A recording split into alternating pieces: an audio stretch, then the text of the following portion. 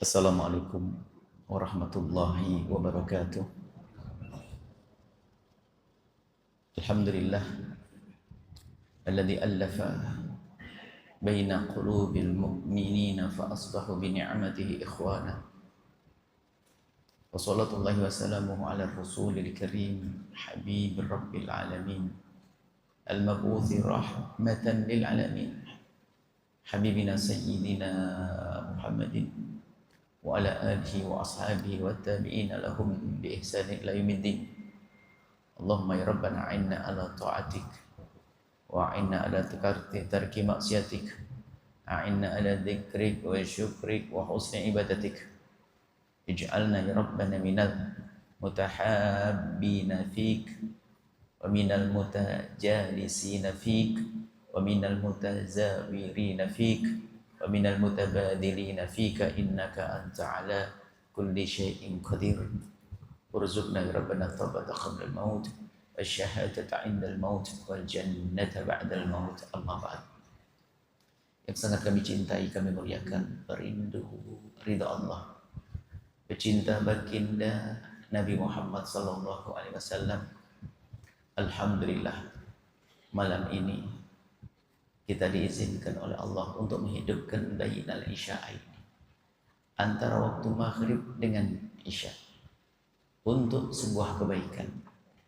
Dikhabarkan bahwa yang menghidupkan antara maghrib dengan isya dengan kebaikan seperti ini, seolah-olah dia telah menghidupkan semalam suntuk, semalam penuh untuk beribadah kepada Allah Subhanahu wa ta'ala.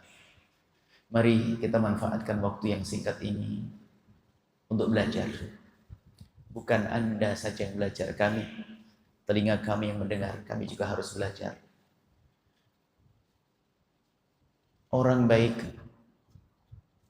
adalah orang yang bisa menjaga keseimbangan antara hubungannya dengan Allah dan urusannya dengan sesama manusia.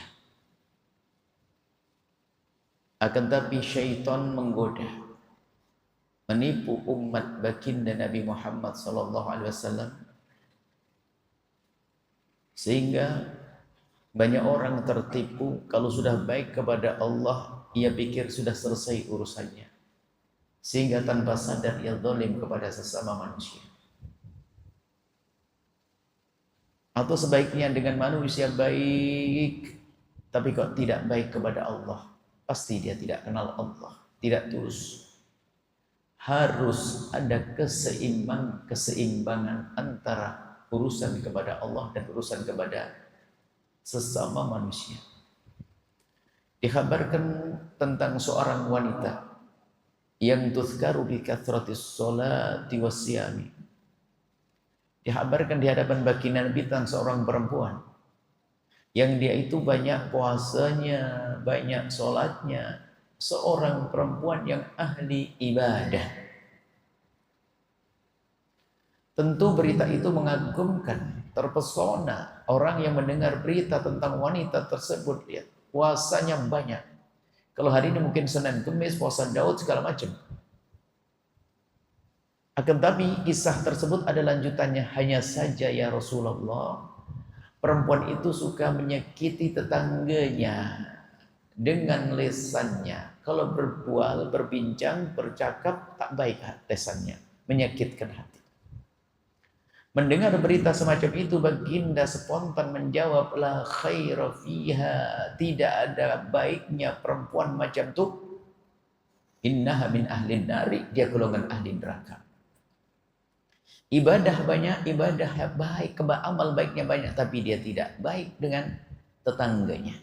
Coba, tetangga itu orang di luar rumah gitu, orang di luar pagar kita. Kita berbuat jahat dengan tetangga sebab menjadi kita masuk neraka. Lalu bagaimana jika kita berbuat zalim kepada orang yang ada di dalam rumah kita? Mungkin istri, suami, anak dan seterusnya, saudara. Maka sangat penting, perlu kita itu merenung. Jangan-jangan kita ini yang rajin ibadah ini dibohongin, dibisikin syaitan, lalu terjerumus dalam dosa, yaitu berbuat zalim kepada sesama. Hati-hati.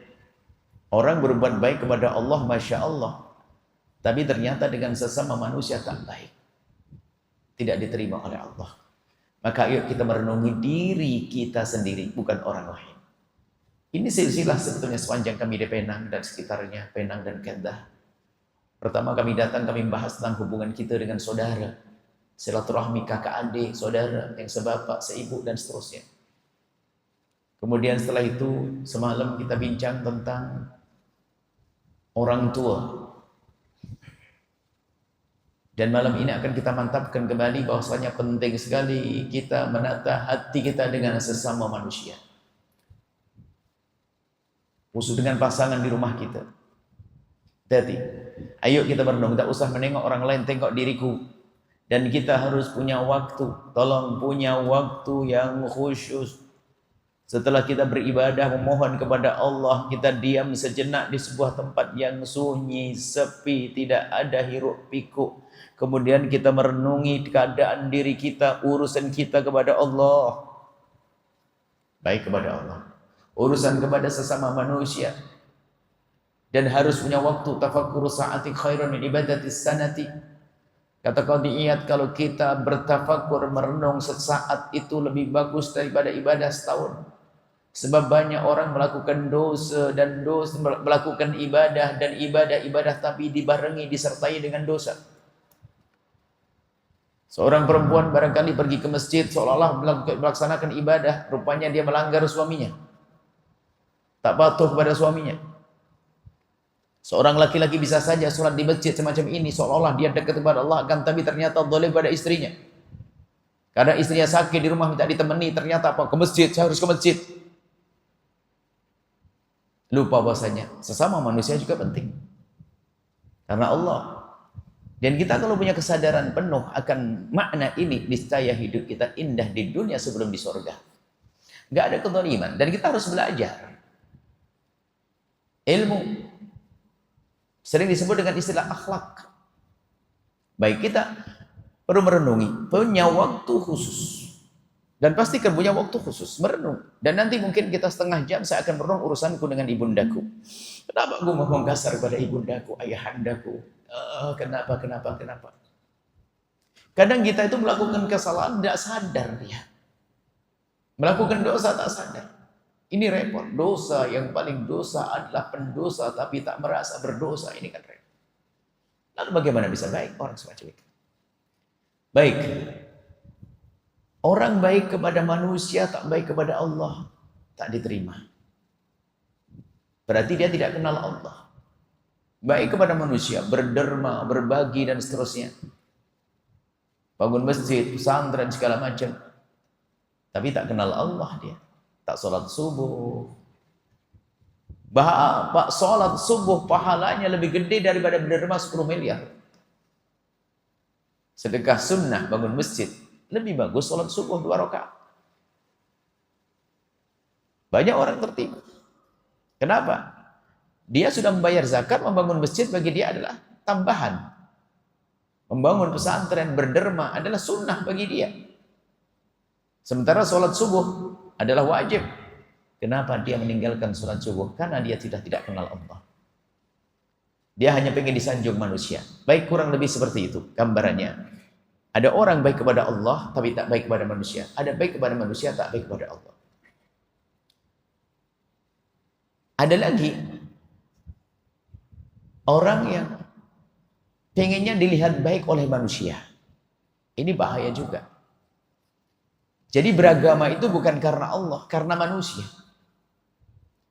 Kalau di depan orang, oh, Masya Allah, tampak kayak malaikat berjalan di atas bumi.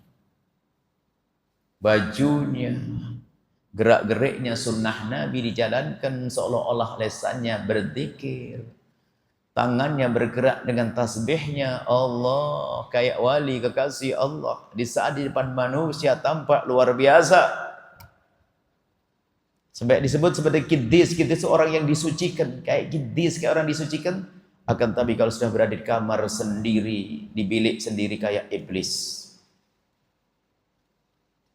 Allah sudah tidak ada lagi.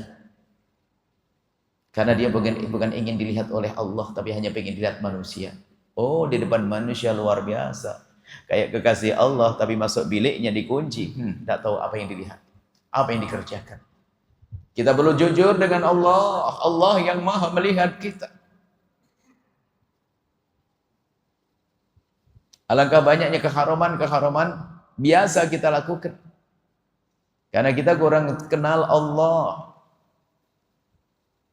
Kurang menyadari, kurang banyak merenung. Maka perlu malam ini kita jadikan malam merenung kita.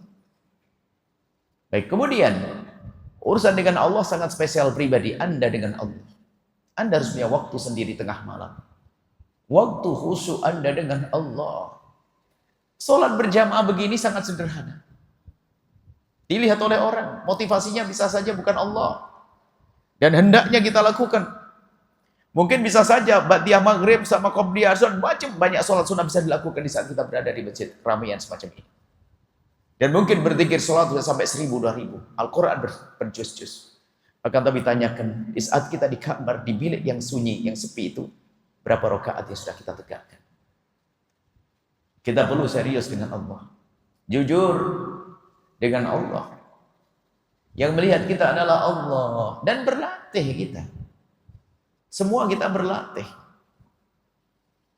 Memerangi hawa nafsu kita. Ini urusan dengan Allah sangat pribadi. Dan mungkin akan kita tinggalkan permasalahan dengan Allah ini. Urusan Anda sendiri dengan Allah nanti lanjutkan. Lanjutkan dengan Allah. Jadilah Anda merasa dilihat Allah dengan Allah. Memperbanyak menyebut nama Allah tapi dengan kesadaran hati Allah, la ilaha illallah, astaghfirullah, subhanallah dan seterusnya. Dan itu di saat sendiri Anda dengan Allah. Anda sendiri dengan kekhusyuan dalam zikir. Makanya termasuk punya zikir khusus itu penting. Dan yang khusyuk dan target kita bukan bilangannya tapi kekhusyuan. Kita menyadari kita dilihat oleh, merasa dilihat oleh Allah yang melihatku. La ilaha illallah melihatku di kamar ini, di bilik ini. Allah melihatku aku di saat aku berada di setiap tempat. Ini urusan dengan Allah. Kemudian dengan sesama manusia kita sekarang masuk. Pertemuan yang lalu dengan saudara sudah kita beresi. Silsilah selanjutnya semalam adalah kita dengan orang tua, hati-hati. Kemudian sekarang kita perlu kembali sedikit membenahi hati kita. Asas kita berurusan dengan sesama manusia. Hendaknya kita harus membangun asas yang kuat di dalam urusan kita dengan sesama manusia, yaitu asas mahabbah. Cinta. Karena mereka ini umat Nabi Muhammad SAW. Asas cinta.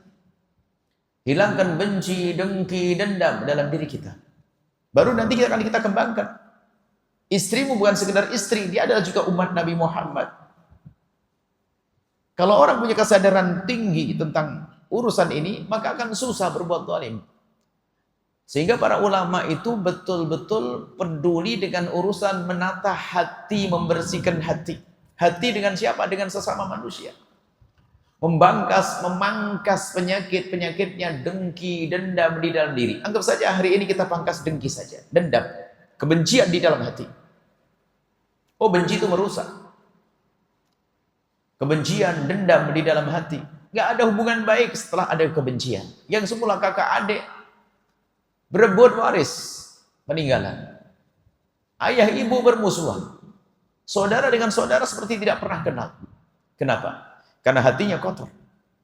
Maka tolong ayo semuanya malam ini kita berusaha membersihkan hati kita. Bagaimana cara pandang kita kepada sesama manusia. Seperti hari ini. Kalau di antara kita ada benci, percuma, nggak bisa belajar kok. Guru memandang murid dengan kebencian, murid memandang guru dengan kebencian, enggak. Biarpun yang ngajar adalah baginda Nabi, tidak akan dapatkan ilmu. Kenapa? Tidak punya cinta. Oh, penting.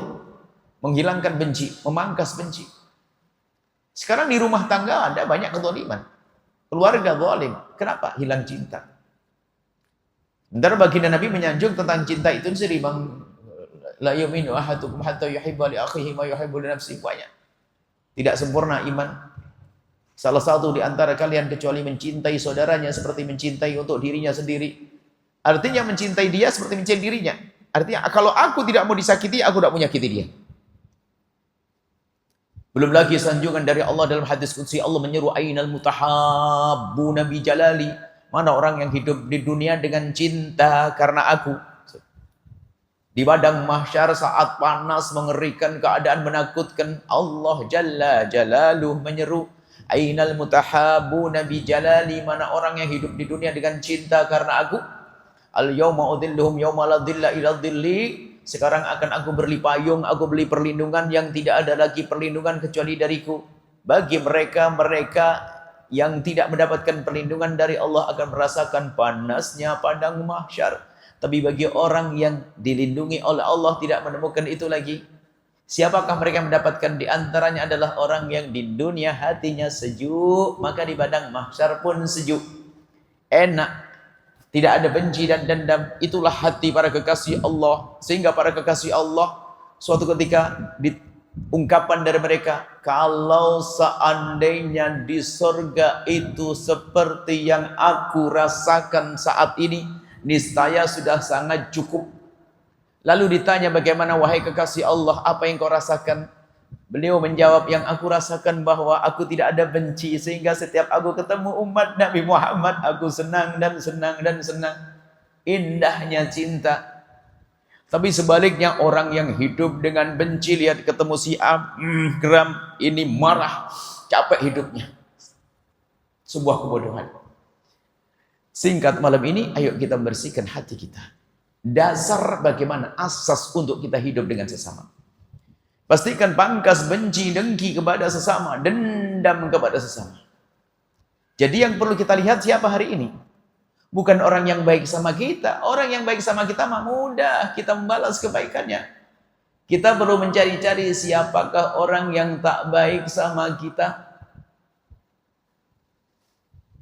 Cari orang yang dolim sama kita. Orang yang tak baik kepada kita. Cari. Kemudian setelah itu pandang dia kalau dia adalah umat Nabi Muhammad sallallahu alaihi wasallam. Kita masukkan dalam renungan panjang nanti bahwasanya orang-orang yang bermasalah, orang yang menggunjing kita, zalim pada kita, aniaya kepada kita, menfitnah kita. Orang-orang yang berbuat salah ini pandang dia dengan pandangan khusus. Cari nanti. Kemudian mulailah Anda dengan mendoakan dengan doa-doa kebaikan. Kita mulai dari yang ringan dulu. Ringan tapi berat ya ini. Gak ada perlunya Anda mengutuk. Jangan biasa lisan Anda mengutuk. Melaknat. Mendoakan jelek. Tidak. Nabi merindu kita membangun cinta di antara kita. Kalau kita didolimi oleh seseorang, pastikan saya akan balas dengan panjatan doa kebaikan. Ayo. Macam nih. Orang punya hutang. Pinjam ringgit pada Anda. Ibu yang di belakang sana. Ada orang pinjam ringgit kepada Anda. Berjanji bulan ini akan bayar.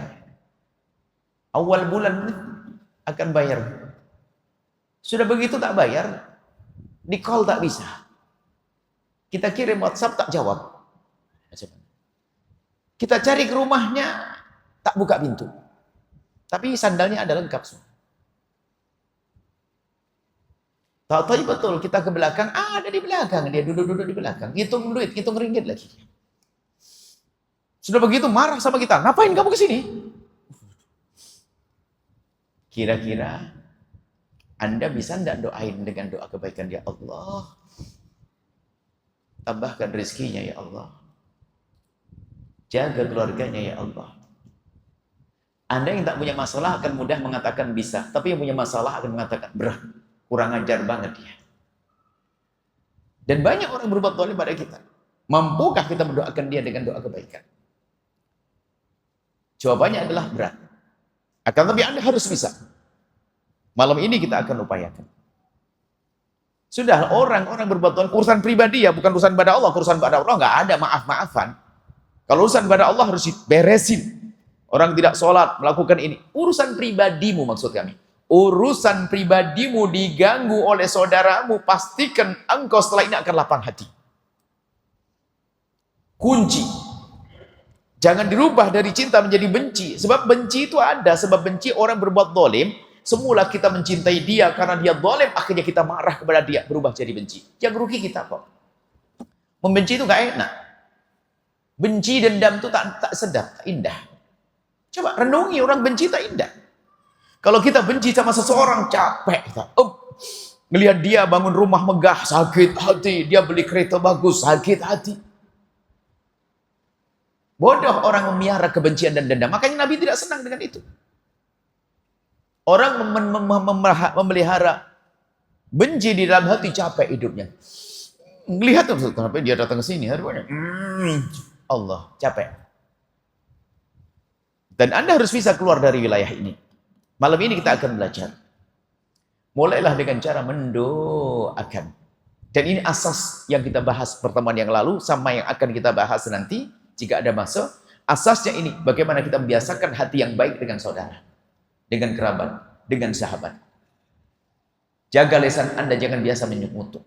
Kadang kalau kita marah langsung, dasar kucing, dasar ini, dasar marah, dasar celaka, neraka jahanam. Jangan. Jaga lisan Anda. Ganti dengan kalimat-kalimat yang baik. Yakin, seyakin-yakinnya orang yang berhati kotor akan berat dengan kalimat ini. Bahkan mengatakan mustahil. Iya. Karena memang hatinya hati yang penuh dengan benci. Tapi orang yang sudah punya cinta akan mengatakan tidak mudah bagi saya. Dan hari ini kita akan mengetes hati kita bagaimana kita menghadapi orang-orang yang berbuat zalim kepada kita. Mengambil hak kita. Jika kemarin ada waris direbut oleh saudara. Macam mana nih? Dahsyatnya setan. Contoh macam ini. Kakak sulung, kakak yang besar. Berbuat zalim kepada adiknya. Merebut waris peninggalan. Ini kajian 3 hari yang lalu. Maka sang abang yang merebut harta saudaranya, harta adiknya, zalim dia, jahat dia, neraka. Dia merebut waris, neraka. Kalau ingin tahu ahli neraka yang berjalan di atas bumi itu si perebut waris. Itu kita bahas di Penang waktu itu. Oh, waris ngeri, serem kalau rebutan waris. Yang berebut waris biasanya yang paling alim suka ngerebut waris. Paling kaya rebut waris. Paling kecem, serem urusan waris. Na'udzubillah. Nah, dan kadang nggak sadar. Orang bicara tentang waris ngangguk-ngangguk begini, tapi dia penjahatnya. Subhanallah. Seolah-olah dia khusyuk. Padahal dia jahat. Karena memang setan dari memutus tali persaudaraan, senang setan itu. Coba, sang abang berbuat zalim kepada adiknya, abang neraka. Temannya setan, tepuk tangan setan. Kau temanku. Sang adik, jika dia sabar, tabah, surga dia dizalimi. Cuma setan tidak mau jika sang adik juga masuk surga. Dia menghiasi, dia membisikkan pada sang adik untuk perlahan-perlahan lihat abangnya punya kereta baru. Abangnya besok satu keluarga umrah bersama. Oh, bikin rumah baru.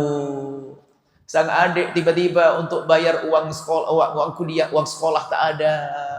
Aduh, tak-taunya lagi bisnis juga bankrupt. Tak beruntung bisnisnya. Akhirnya sang adik ini lihat abangnya beruntung. Mulai dia ingat-ingat harta waris yang direbut oleh abangnya, oleh abang.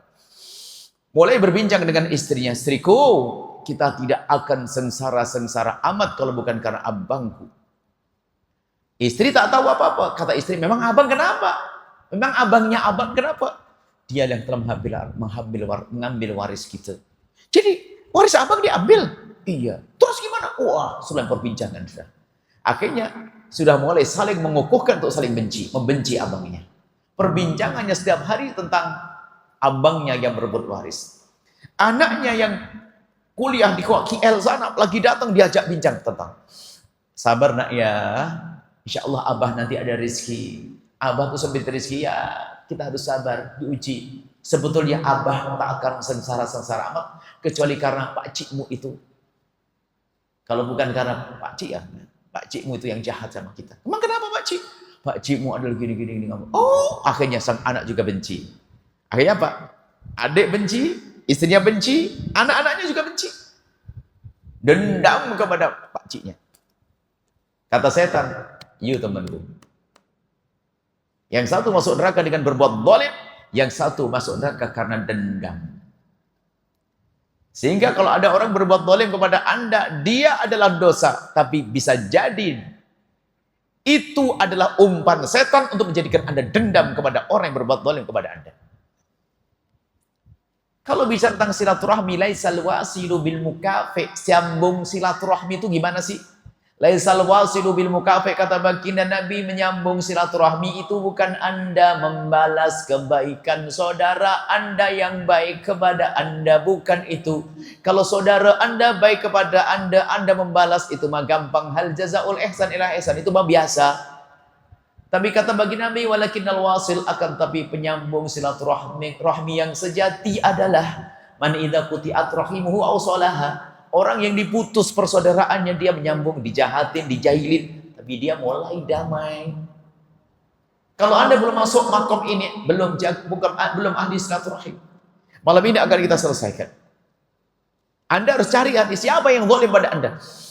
Oke, ayo mulailah Anda mendoakan dia dengan doa kebaikan. Pastikan dalam panjatan doa-doa Anda.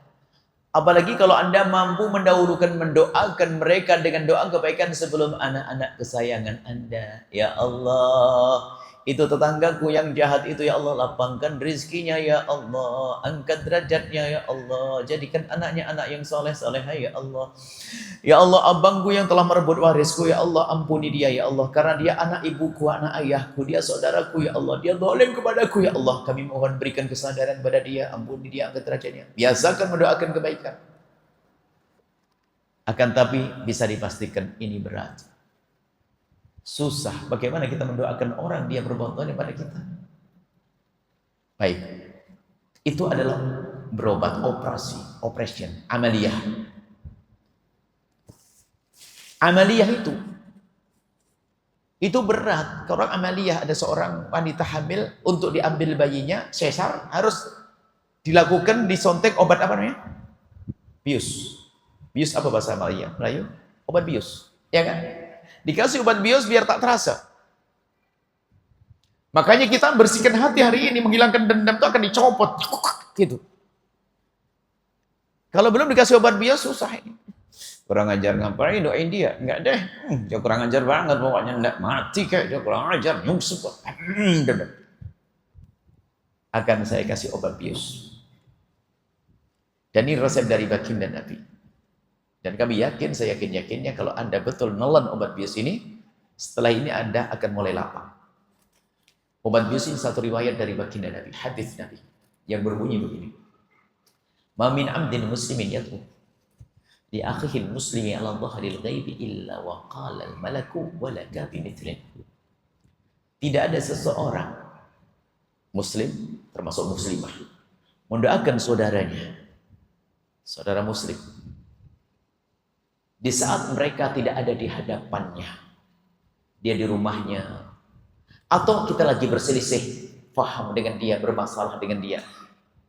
Kalau orang muslim mendoakan saudaranya yang dia lagi bermasalah kayak tadi, punya urusan, atau dia tidak ada di hadapannya, maka malaikat serempak mendoakan, walaka bimithlin, engkau mendapatkan terlebih dahulu. Ulama menjelaskan, itu doa yang dikabul. Jadi ada doa yang sangat mudah dikabul oleh Allah, akan tetapi sangat dilupakan oleh hamba Allah. Ada orang pengen berdoa, datang ke kiai, ke ulama, minta doa. Ada orang pengen umroh, mau doa. Kelamaan itu. Ustadznya susah dicari. Nemunya susah. Umrohnya kapan? Padahal ada satu doa yang sangat mudah dikabul oleh Allah, tapi sangat dilupakan oleh Allah. Yaitu apa? Doa dengan cara mendoakan orang lain, pantulannya dahsyat, khususnya orang yang bermasalah dengan kita.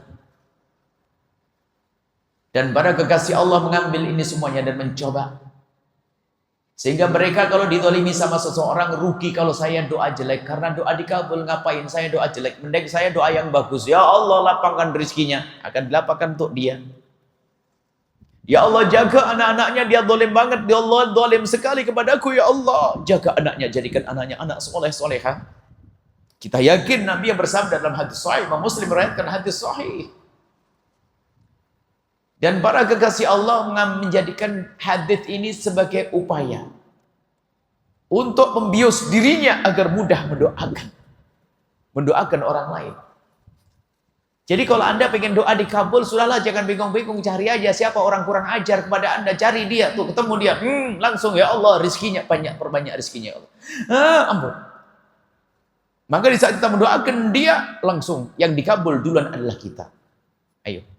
Bahkan belum ada yang melebihi kedahsyatan doa untuk dikabul kecuali ini. Nabi yang menyebutkan.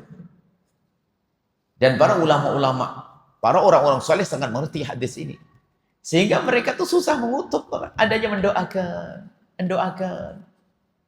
Kemudian dibalik mendoakan ini ada sesuatu yang dahsyat. Apa? Menyejukkan hati yang semula marah akan mudah reda. Coba kalau kita lagi marah, dendam sama orang, dasar terkutuk masuk neraka kawan, tambah panas kita. Tapi kalau kita rubah doa, ya Allah semoga jadi orang soleh, ampuni dia ya Allah, lapangkan rezekinya, akan mulai reda. Dan kalau orang paham ini, Masya Allah, siapa nggak pengen dikabul doanya? Anda punya anak di rumah, ini ingin mendoakan anak, pengen anaknya soleh, anaknya baik, sudah jangan bingung, doakan untuk anaknya orang yang kurang ajar sama kita. Ya Allah, tetanggaku zalim kepadaku, ya Allah, dia punya anak, jaga anaknya ya Allah. Kami tidak ingin anaknya sengsara, kami tidak ingin anaknya sesat, kami tidak ingin anaknya tak sukses. Ya Allah, ampuni dia. Malaikat menjawab, walaka bimithlin, engkau mendapatkan yang serupa. Dan semenjak kami mendengar hadis itu, kami mencoba mengamalkannya. Sehingga kita lebih senang mendoakan kalau ada orang berbuat zalim pada kita. Percuma doain jelek. Kalau kita doain jelek, iya. Kalau pantas, iya kita doakan jelek. Kalau tak pantas, doa akan kembali kepada kita. Rugi kita mendoakan jelek kepada seseorang. Maka jangan biasa mengutuk. Lebih baik doa yang baik. Kalau Anda membiasakan mendoakan yang baik, akhirnya lesan Anda menjadi lesan baik, bukan lesan mengutuk. Akan dikabul untuk Anda. Gimana obat bius sudah mulai masuk sedikit. Setelah ini Anda harus pulang ke rumah masing-masing, ambil kertas. Pastikan, jangan ditolak ini ilmu. Ambil kertas, catat tuh orang-orang yang kurang ajar tuh namanya. Si fulan, fulana, tulis. Tapi judulnya jangan tajuk yang jelek, tajuknya yang indah. Orang-orang baik yang harus aku doakan. Padahal dia orang kurang. Anda baca. Dan pastikan Anda harus mencoba. Anda jangan tolak ilmu ini. Penyakit hati itu seperti koreng hati, jangan dibiarkan subur. Kebencian itu menyiksa. Kebencian nyiksa. Di dunia tersiksa sampai akhirat. Sudah mulai reda. Doakan. Tulis, doain ya Allah. Lapangkan rezekinya. Kemudian setelah itu, anak-anak kita. Anak-anak kita jangan kita biasakan untuk menumbuhkan kebencian. Jangan diajak membincangkan tentang kejelekan seseorang, kezaliman. Misalnya macam nih di kebun, kita tinggalkan di sebuah tempat. Kampung yang indah. Bisa jadi kita punya kebun yang subur dengan tanaman. Tak tahunya apa? Ada kerbau tetangga yang masuk ke kebun kita, sudah menginjak-injak, makan, rusak. Tentu ada marah. Anak kita dengar. Awas, jangan biarkan anak menjadi pembenci. Panggil anak kita, halo sayang, sini sayang. Kamu dengar berita apa? Berita apa si Abi? Kerbau tetangga. Oh iya, ayah. Tetangga masuk rumah kita, kebun kita rusak ini. Sini saya. Ayo angkat tangan. Kenapa ya? Angkat tangan. Doa. Doa ya. Bismillah ya Allah. Semoga kerbau tetangga semakin banyak dan punya kandang sendiri ya Allah. Ampuni kami ya Allah. Anak mikir, kok gitu ya? Iya, aku tidak mau kau benci pada dia. Kalau orang tua macam ini, wah dahsyat indah. Yang ada adalah, oh iya, tahun kemarin, tahun lalu juga gitu. Habis terus nih, tahun lalu bahas lagi. Kita sering mengajari anak kita kebencian. Sebetulnya kalau kita mengajarkan kebencian pada seseorang, sebetulnya yang rusak hatinya suatu ketika kita dapat kebencian juga. Gak ada artinya rugi kita mengajarkan kebencian. Yang benar adalah mengajarkan cinta. Ini majelis kita malam ini. Jelas ya? Jadi tolong nanti pulang ke rumah masing-masing sudah. Dalam tahajud Anda di tengah malam sudahlah baca wajah-wajah orang yang zalim. Ini urusan pribadi, bukan urusan dengan Allah ya. Urusan pribadi. Kita dizalimi, kita dicaci, diambil harta kita. Urusan pada Allah enggak beda, urusan pada Allah, urusan pribadi. Baik, kemudian ini harus ilmu berat memang. Tapi dengan obat bios ini kami menyadari ini indah sekali. Sehingga kadang kita sering gurau sama istri ini. Wah ini kita harus kalau berdoa ini nunggu orang zalim kita. Kalau ada orang zalim kita kan langsung dikabul oleh Allah. Anda yakini itu. Nabi bersabda. Pengkabulannya dahsyat. Bisa langsung, bisa dengan cara yang berbeda. Yang jelas janji dari Nabi, Nabi tidak pernah bohong. Nabi dari wahyu. Wahyu dari Allah. Dan setelah kita biasa mendoakan begitu, yang jelas hati kita semakin sejuk. Bukan menjadi pendendam. Sebab kalau hati pendendam itu seolah-olah yang dendam pada satu orang, ternyata bukan. Karena rusak hati, dengan yang lain pun bukan dendam. Sehingga apa muncul nanti? Karena hatinya pendendam, tidak baik. Akhirnya waktu bapaknya meninggal dunia, rebutan waris tadi yang kita bahas. Dengan istrinya pun bermusuhan. Pendendam. Kemudian kami pungkasi dengan apa? Setelah kita mengadakan amaliyah, oke, amaliyah, kita cabut dengan amaliyah, tapi minum pakai obat bius tadi ya, biusnya sudah oke. Setelah amaliyah ada sisa nyeri. Obat anti nyerinya kami ada, Anda berhayal, kami ajak Anda untuk menghadiri padang mahsyar. Ingat di padang mahsyar. Semua kita akan digiring di padang mahsyar. Ribuan tahun. Padang mahsyar, dia harus yakin. Di padang mahsyar ribuan tahun. Bumi diganti oleh Allah dengan bumi yang putih. Putih. Tidak ada tapal batas. Tidak ada tulisan ke Kedah, tak tulisan ke Penang, tak ada. Putih sehingga orang itu bingung. Dari mana dia dan akan kemana tak tahu dia. Semuanya sama. Terus begitu muter. Ribuan tahun tersiksa. Akan tapi saat itu ternyata ada hamba Allah yang mendapatkan pertolongan khusus. Yang tadi yang kami sebutkan dalam muqaddimah. Ainal mutahabuna bi jalali? Mana orang hidup di dunia memangkas benci tadi? Mana orang hidup di dunia menumbuhkan cinta? Mana? Hal yauma udhilluhum. Sekarang akan aku beri perlindungan. Yauma la dhilla illa dhilli. Di saat tidak ada lagi perlindungan kecuali dariku. Orang yang di dunia dengan cinta memangkas kebencian tadi mendengar suara seruan itu. Mendengar suara seruan itu langsung mereka berkumpul. Dan saat mereka berkumpul para perindu, para pecinta di dunia, sejuk di dunia tadi, sama saudara enak, sama teman enak, ternyata itu berkumpul. Al-yawma udhilluhum, diberi perlindungan oleh Allah. Yang katanya padang mahsyar panas, tidak lagi merasakan itu. Kemudian padang mahsyar yang katanya puluhan ribu tahun, ternyata bagi orang-orang yang hatinya saling mencintai tadi, padang mahsyar menjadi singkat kilat sampai dikatakan ma baina dhuhri wal asri, seperti antara waktu zuhur dengan asar. Sehingga orang yang mudah memaafkan saat di dunia, lapang di dunia, ternyata waktu di padang mahsyar pun lapang. Tiba-tiba meluncur ke surga laksana kilat. Mana padang mahsyar? Yang kata yang mengerikan tidak ada lagi. Laksana kilat. Terus saya bayangkan diri saya sendiri. Yang di dunia tuh suka marah. Anda kan pernah barangkali mendengar orang kalau lagi marah begini.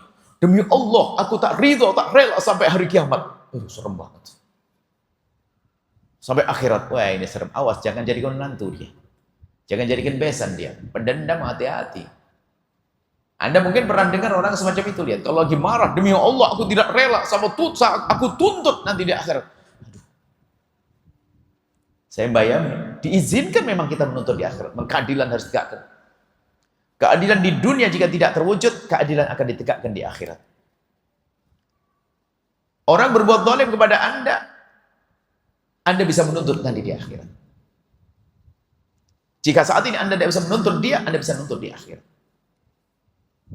Terus saya bayangin di akhirat tuh begini, diizinkan Yahya, itu orang yang zalim padamu, tuh dia, tuntut dia. Sampai digambarkan ayam jago yang dizalimi dibangkitkan oleh Allah untuk menuntut dan setelah itu mati. Selesai itu ayam. Kalau manusia Anda untuk melanjutkan perjalanan sampai surga ahli surga, sampai neraka ahli neraka. Saya sibuk menuntut. Kamu dulu di dunia gini ya. Itu kan. Ribut. Oh yo, saya menuntut.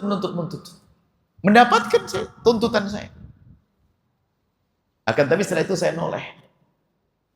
Ternyata rombongan orang yang saling mencintai sudah tidak ada.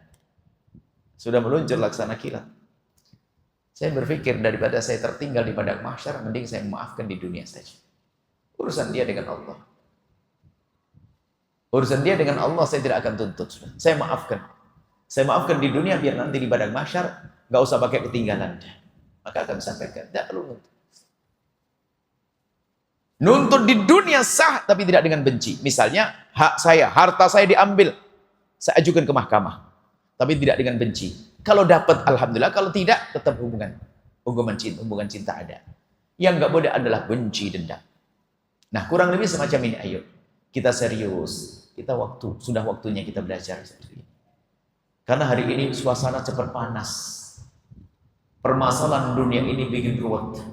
Sehingga suasana panas, dikit-dikit ribut, berantem, suami istri berantem, kakak adik rebut baris, bapak anak nggak tegur sapa. Mengerikan. Subhanallah. Semoga Allah membersihkan hati kita. Sebentar lagi adzan dan kita lanjut sebentar tanya jawab. Setelah itu ditutup. Tolong adzan awal waktu, tidak boleh ditunda. Adzan awal waktu, syariat fikihnya seperti itu. Karena ini ditunggu oleh orang di luar. Silakan adzan. Adzan.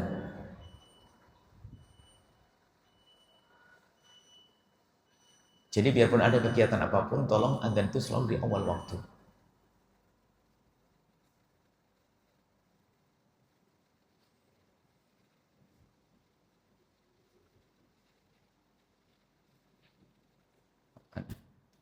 Muadzinnya,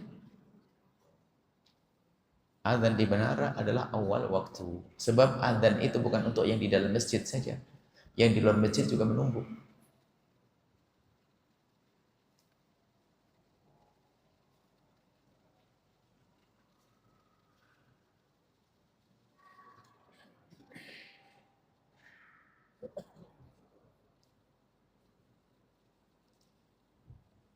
Masya Allah.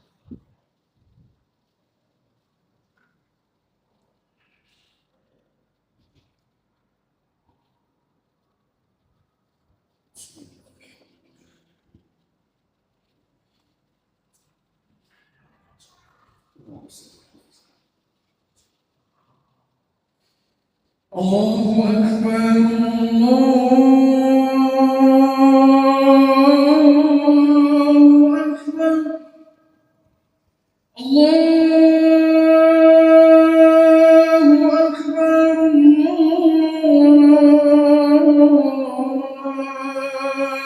Allahu Akbar.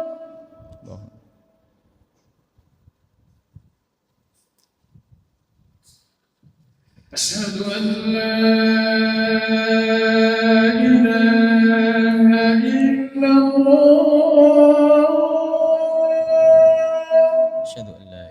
أشهد أن لا إله إلا الله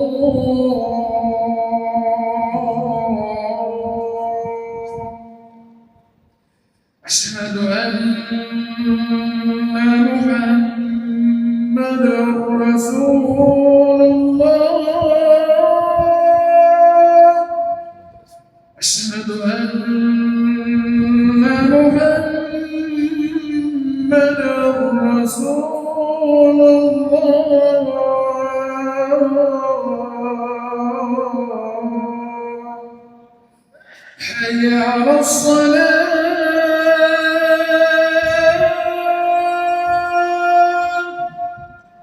حي على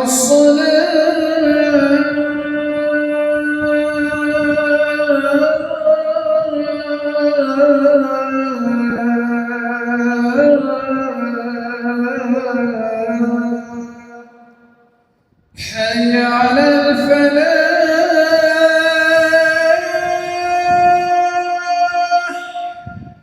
حي على الفلاح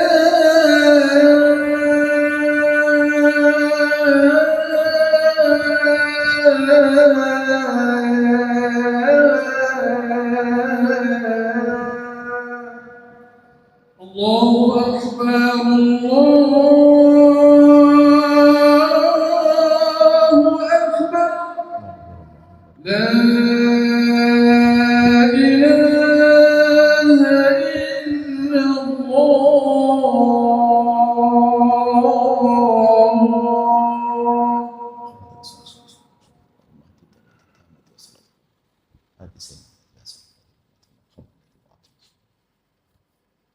Insyaallah, alhamdulillah. Kita siap lanjutkan atau bagaimana? Kita lanjutkan sebentar. Mungkin ada yang ditanyakan. Ilmu yang kami sampaikan hari ini adalah yang terpenting dalam hidup kita yang kita lupakan. Waliullah tidak akan menjadi wali kecuali orang yang punya qalbun salim. Salamatus sudur. Bukan sujud yang banyak, rukuk yang banyak, akan tapi hatinya yang bersih. Kalau hari ini kita sukses, Anda punya hatinya para kekasih Allah. Setelah itu hidup Anda enak. Rugi kita punya dendam, capek dendam kita biara. Capek dendam kita besarkan di hati kita. Kita ingin jadi orang yang lapang hati sehingga setiap ketemu dengan saudara, sanak, kerabat yang adalah kegembiraan, kesenangan. Baik, itu saja. Ada yang mau ditanyakan? Setelah itu kita tutup. Perlunya bukan hari ini, perlunya praktek nanti sampai di rumah. Silakan.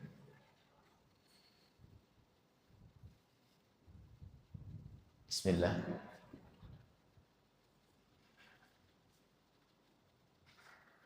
Assalamualaikum warahmatullahi wabarakatuh. Waalaikumsalam warahmatullahi wabarakatuh. Saya ada satu soalan. Adakah suami dan istri yang bergaduh dikira saja? Apa? Bergaduh. Adakah suami dan istri yang bergaduh dikira saja? Adakah doa? Masya. Baik. Perlukan doa baiknya? Baik. Atau berbicara? Baik. Bergaduh suami istri. Sehingga betul yang kami bahas memang suami istri seharusnya malam ini bergaduh kakak beradik karena peninggalan, bergaduh naudzubillah kepada orang tua durhaka. Ada suami istri bergaduh, cekcok, ribut, sebuah kebodohan. Kenapa semacam itu? Karena tadi hatinya kotor, ada kesombongan dalam dirinya. Seandainya itu bukan istri saja, bukankah itu umat Nabi Muhammad? Kenapa kita harus mencaci dia, merendahkan dia? Begaduh itu pasti ada sebab. Baik dengan baik kita akan terjadi gaduh. Kalaupun terjadi gaduh akan sebentar, karena manusia bisa salah, tapi mudah dia mengakhiri kegaduhan. Tapi ada orang dengan istri setiap hari begaduh. Ribut terus setiap hari, na'udzubillah. Sebuah kebodohan. Dolim kepada suami, dolim pada istri. Makanya lapang hati itu dari sini. Sehingga ada loh orang tuh di luar baik, Masya Allah, sebagai seorang direktur sebuah company besar. Wah, seorang ustadz. Kalau kemana-mana nebar senyum, Masya Allah. Tapi kalau sampai di rumah keluar taring kayak monster ya. Wah, ada macam tuh.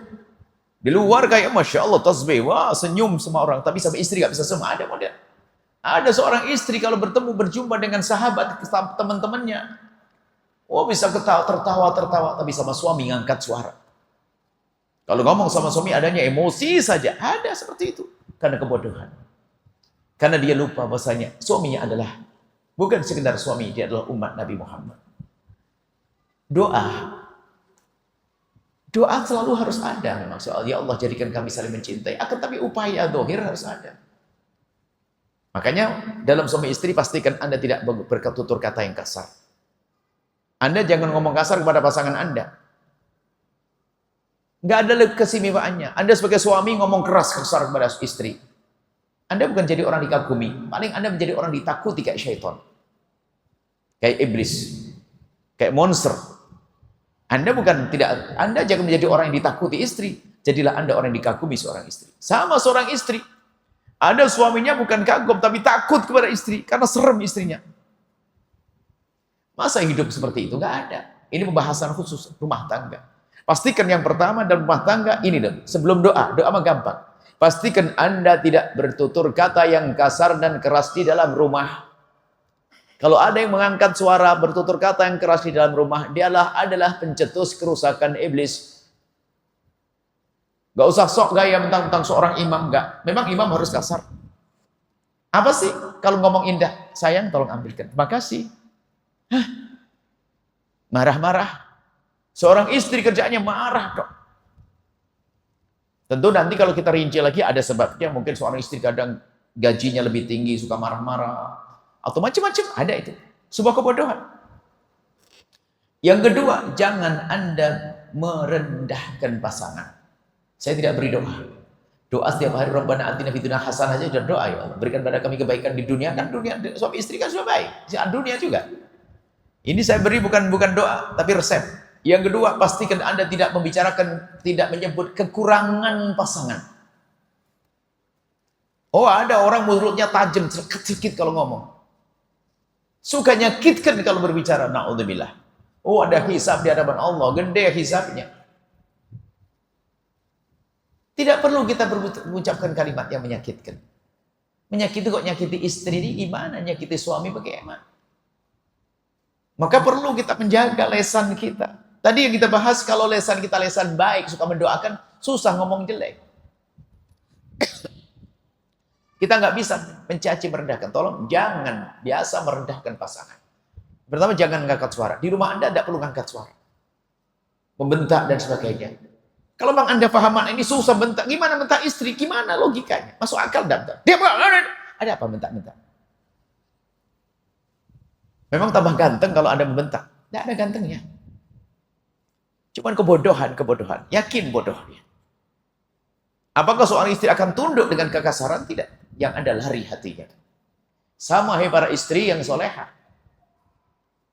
Dengan suami muka masam, muka cemberut, muka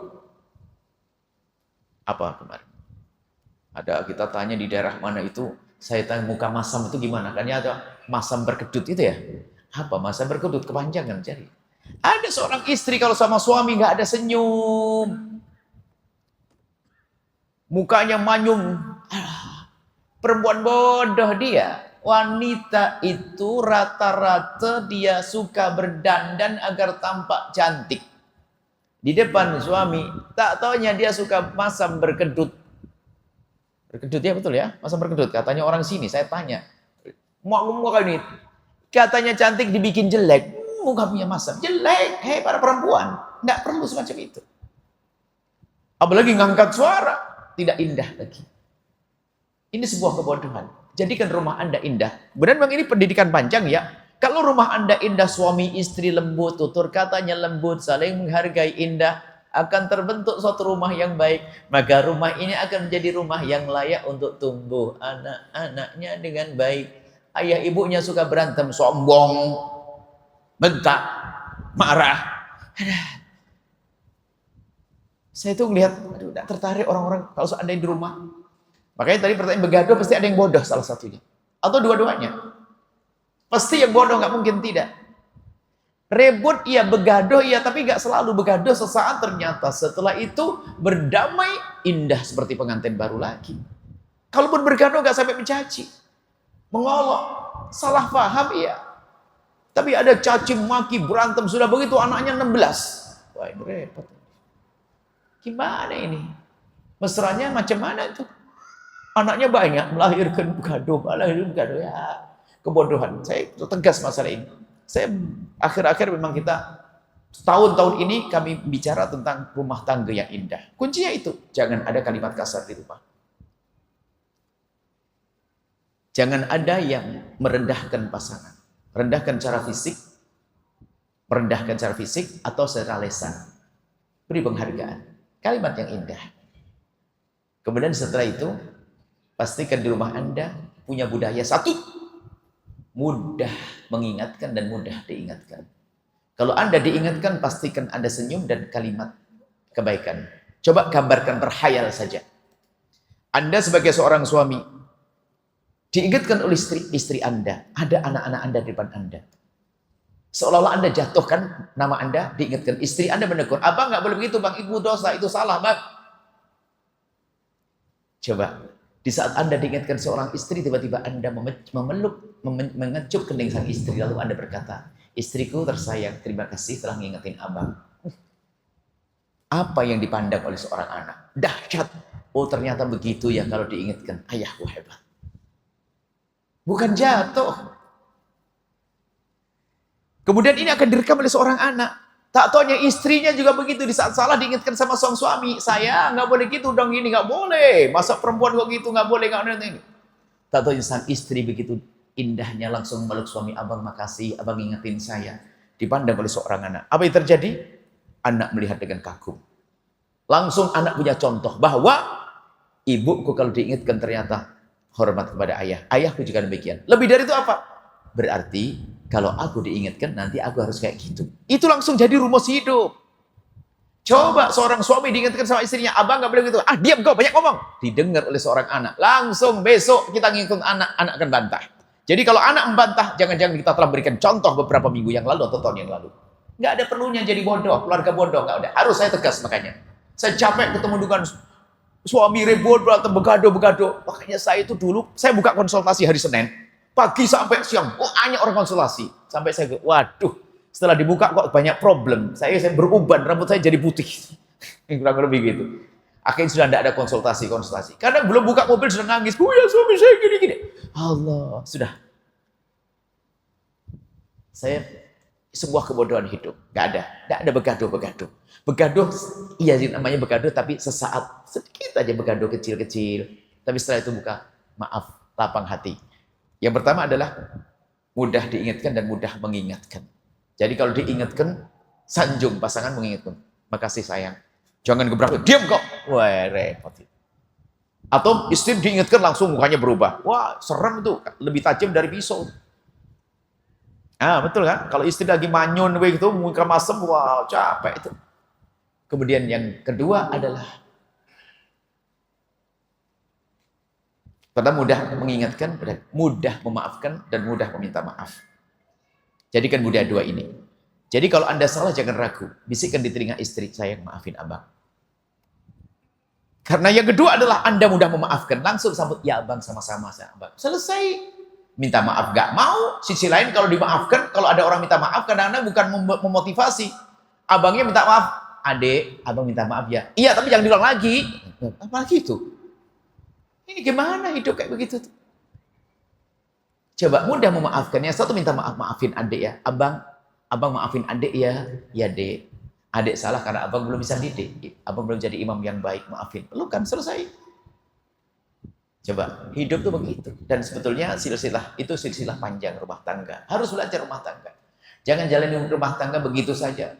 Begaduh, berantem, ribut, neraka semuanya. Di dunia kayak di neraka, di akhirat masuk neraka. Sampai di sini saja sepertinya karena waktu, supaya tidak kemalaman. Jazakumullah khairan katsiran. Diwakili ini memang sebuah tanggal tepat yang ditanyakan beliau sebetulnya topik yang akan kami bahas malam ini. Tapi sudah ditanyakan, beliau menanyakan untuk yang lainnya. Keluarga beliau insya Allah indah. Cuman beliau kadang mungkin seorang ustadz sering ditanyai orang. Kita sering datangi orang begaduh tuh pusing kita. Enggak, jangan begaduh ya. Pastikan rumah tanggamu adalah indah, harga mati, tak boleh ditawar. Ya begaduh sesaat sedikit, oke lah. Tapi setelah itu, damai. Nah, insya Allah indah semuanya. Bismillahirrahmanirrahim. Alhamdulillahirrahmanirrahim. Allahumma salli ala habibina sayyidina Muhammad. Ya Allahumma ya. Allahumma ya Allah. Ya Rahman Rahim. Ya Allah, pandang kami dengan kasih sayang dan cinta dari-Mu. Jadikan kami hamba yang saling mencintai Kamu ya Allah. Jauhkan kami dari percekcokan dan perselisihan. Jauhkan kami dari kebencian. Jauhkan kami dari dendam benci kepada sesama kami. Maka kami mohon ya Allah, jika ada orang menyakiti kami, zalim pada kami, aniaya kepada kami, menfitnah kami, mengumpat, menggunjing kami mohon ampuni mereka ya Allah. Karena mereka umat kekasihmu Nabi Muhammad, kami tidak ada jika mereka kau siksa ya Allah. Kami tidak ingin ada hamba yang kau siksa karena kami ya Allah. Kami tidak ingin menjadi sebab orang masuk neraka-Mu. Ya Allah, jadikan kami sebab hamba-Mu masuk surga-Mu ya Allah. Ya Allah, ya Allah, jauhkan kami dari benci kepada sesama kami. Dan kami mohon ya Allah, ya Allah, ya Allah, jauhkan kami dari memutus tali persaudaraan dalam rumah kami, keluarga kami. Jauhkan kami dari memutus silaturahmi karena rebutan waris. Yang saat ini banyak terjadi kakak adik bermusuhan karena waris peninggalan orang tua. Ya Allah, perebut waris adalah ahli neraka yang berjalan di atas bumi. Maka kami mohon jika ada di antara yang hadir kini perebut waris dia adalah ahli neraka, maka kami mohon ya Allah berikan kesadaran kepada mereka. Yang berebut waris dengan saudaranya, lembutkan hatinya. Kami tidak ingin mereka terus berebut. Yang berebut waris zalim ya Allah. Melakukan 3 dosa ya Allah, 3 dosa besar semuanya ya Allah. Kami tidak ingin mereka masuk neraka-Mu. Jika ada di antara yang hadir ada yang berebut waris dengan saudaranya, kami mohon lembutkan hatinya, ganti dengan cinta ya Allah, sehingga mudah saling memaafkan dan mengembalikan kepada yang berhak. Dan kami mohon ya Allah, wujudkan keindahan dalam rumah tangga kami, suami istri yang saling mencintai karena-Mu ya Allah. Tambahkan kecintaan kami kepada pasangan kami, tambahkan kecintaan kami kepada pasangan kami. Jangan kurangi sedikit pun ya Allah. Mudahkan kami untuk mengabdi dan berbakti pada pasangan kami.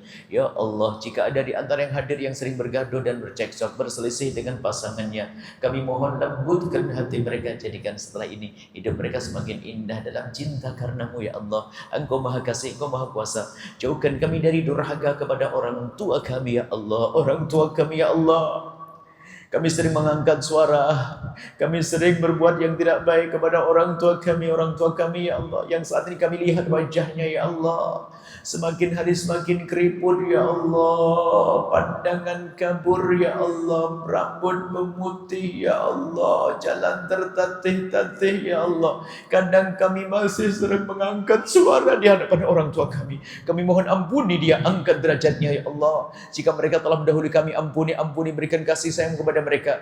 Yang masih hidup, panjangkan umur mereka dalam ketaatan serta sehat walafiat ya Allah. Dan jadikan anak-anak kami kelak anak-anak yang berbakti kepada kami ya Allah. Sehingga kami dengan orang tua kami dan anak cucu kami di surga-Mu bersama kekasih-Mu Nabi Muhammad. Ya Allah, berkailah kami semua ya Allah. Yang sempit rizki lapangkan dengan rizki yang halal penuh berkah. Yang sakit sembuhkan. Yang punya hutang mudahkan kami dalam bayar hutang-hutang kami ya Allah. Ya Allah, berikan segala kebaikan ya Allah. Yang berada di kiri kanan masjid ini ya Allah, tetangga-tetangga masjid, berikan kebaikan dunia akhirat ya Allah. Yang mewakafkan tanah, membangun di atasnya, yang memakmurkan masjid ini, berikan pada mereka segala kebaikan di dunia dan di akhirat ya Allah. Jadikan kami juru damai di negeri ini ya Allah. Jauhkan kami dari fitnah dan difitnah ya Allah. Ya Allah, ya Allah, wahai Hadan yang Maha Kasih, ampuni kami, jangan hukum kami ya Allah. Ampuni dosa kami yang sangat banyak yang kami tidak bisa menghitung satu demi satu ya Allah. Akan tapi Engkau Maha tahu ya Allah. Dosa mata kami yang sering melihat yang haram, ampuni dosa mata kami yang sering melihat yang haram di alam maya dan haram di alam nyata. Engkau Maha tahu ya Allah. Biarpun kami sembunyikan, Engkau tahu ya Allah. Ampuni dosa kami ya Allah, jangan hukum kami ya Allah. Lisan kami ya Allah, telinga kami, syahwat kami ya Allah. Cukupkan kami dengan yang halal dari-Mu ya Allah. Jauhkan kami dari riba, jauhkan kami dari judi, jauhkan kami dari zina yang busuk, hina dan Kau hinakan itu ya Allah. Jauhkan kami dari zina dan mukaddimahnya ya Allah. Dan kami mohon jika ada di antara kami ada hamba-Mu yang pernah terpeleset, tergelincir dalam hina dan busuknya zina, kami mohon berikan kesadaran ya Allah. Bencikan kepada zina ya Allah. Tutup aibnya di dunia sehingga di dunia tidak terhinakan dan di akhirat tidak kehukum ya Allah. Dan buka pintu halal untuknya dan cukupkan kami dengan yang halal dari-Mu. Halal ya Allah. Mudahkan untuk kami yang halal ya Allah. Allah halal ya Allah, jauhkan dari yang haram. Dan kami mohon ya Allah, panjangkan umur kami dalam ketaatan serta sehat walafiat. Berikan kepada kami semua husnul khatimah, mati dalam keadaan iman. Dan kami mohon ya Allah, jadikanlah ucapan kami di akhir hayat kami kelak saat Kau hendak mencabut nyawa kami. Kami ingin saat itu ya Allah, hati dan lidah kami mampu mengucapkan kalimat agung dan mulia, la ilaha illallah sayyidina Muhammad Rasulullah. لا إله إلا الله سيدنا محمد رسول الله. لا إله إلا الله سيدنا محمد رسول الله صلى الله عليه وسلم.